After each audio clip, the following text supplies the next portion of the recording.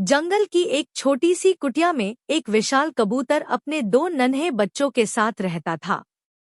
रोज वह उड़कर दूर दूर से दाने लाता और अपने बच्चों को खिलाता। एक दिन मूसलधार बारिश शुरू हो गई। पानी कुटिया में भरने लगा। बच्चे डर के मारे कांप रहे थे। तभी विशाल कबूतर ने अपने पंख फैलाए, बच्चों को अपनी पीठ पर बिठाया और उड़कर पास के एक ऊंचे पेड़ की मजबूत डाल पर ले गया।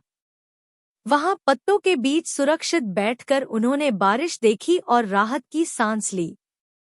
उस दिन बच्चों ने सीखा, सच्ची ताकत पंखों में नहीं, बल्कि अपने अपनों को बचाने के हौसले में होती है।